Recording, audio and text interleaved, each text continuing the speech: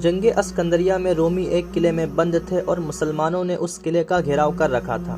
ایک روز رومی میدان میں نکلے اور سپہ سالار حضرت عمرو بن عاص رضی اللہ تعالیٰ عنہ چند سوار لے کر ان کے مقابل ہوئے۔ لڑائی گھمسان ہوئی، مسلمان رومیوں کو دباتے ہوئے برابر قلعے کی طرف چلے گئے اور رومیوں کے ہمراہ قلعے کے اندر داخل ہو گئے۔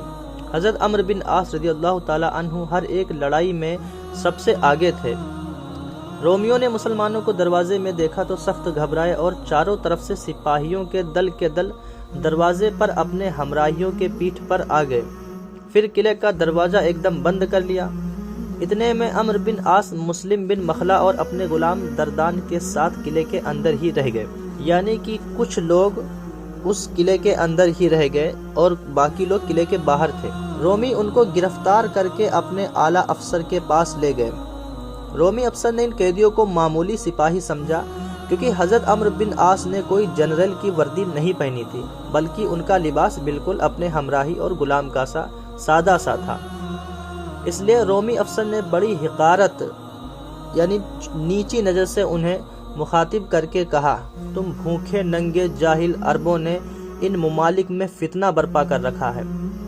حضرت عمرو بن عاص رضی اللہ تعالیٰ عنہ نے نہایت بے باکانہ طور پر جواب دیا کہ ہم فتنہ پھیلانے نہیں، بلکہ ہم ان عوام کو بدحالی سے نکال کر ترقی و خوشحالی کے مقام پر پہنچانے آئے ہیں۔ ہم اسلام کی برکتیں ساتھ لائے ہیں جو ہم ہر ایک قوم کے سامنے پیش کرتے ہیں۔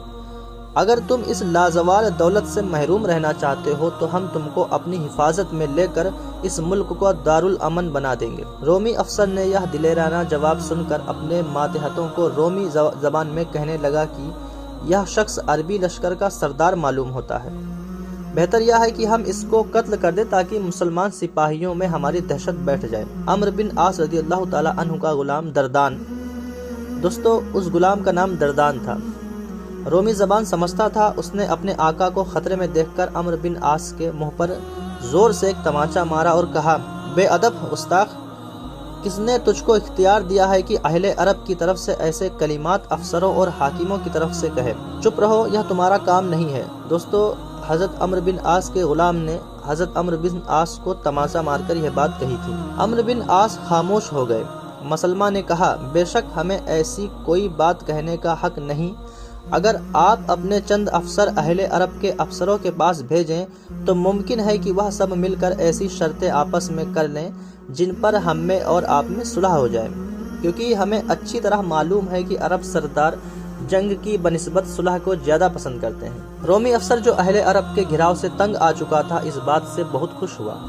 کہو اچھا، ہم تمہیں چھوڑ دیتے ہیں، تم جا کر اپنے افسروں کو کہو کہ وہ صلح کرنا چاہے تو ہم بالکل تیار ہیں۔ مسلم نے رومی افسر کو شکریہ ادا کیا۔ رومی سپاہی انہیں قلعے کے باہر چھوڑنے آئے۔